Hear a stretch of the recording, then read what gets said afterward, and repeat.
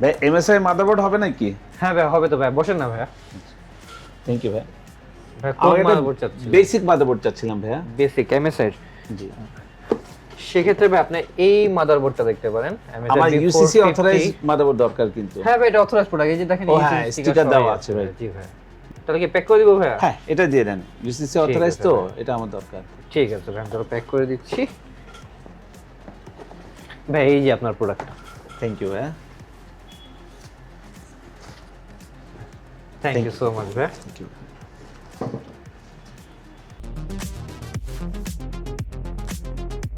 पैसा ही पैसा।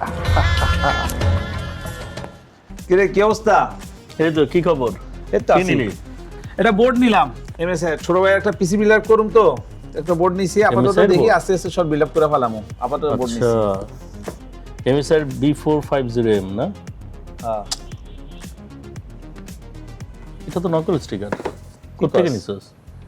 ও তো একটা দোকান থেকে নিছি, বললো তো ইউসিসি অথরাইজ প্রোডাক্ট। আমি তো স্টিকারও দেখলাম, এই যে স্টিকার আছে UCC UCC authorize. authorized? UCC authorize দেখেই তো আমি নিছি। দাঁড়া আমি তোকে দেখাই। আরে বাড়া তুই কানা নাকি? এটা দেখলেই তো বোঝা যায়। এই যে দেখ এটার মধ্যে একটা জলছাপ আছে। এটা তো আমি খেয়াল করি নাই, স্টিকারটা তো দেখতে একই রকম। ও আচ্ছা আচ্ছা আচ্ছা, ওখানে একটা জলছাপ আছে, এখানে জলছাপ নাই। রাইট আর এই নাম্বারে কল করলে তুই বুঝতে পারবি যে না আমি এই নাম্বারে product টা কল করি, আসল কিনা। কল করলে তো বুঝতে পারতাম। হুম। আরে এরা এত বড় বাটপার রে ভাই, আমার তো ধরা খাওয়াই দিচ্ছে। সেই রকম বাটপার। সেরকম বাটপার। চলুন আমরা নিজেও সতর্ক হই, অন্যদেরকেও সতর্ক করি এবং আসল পণ্য কেনার ক্ষেত্রে উদ্বুদ্ধ হই।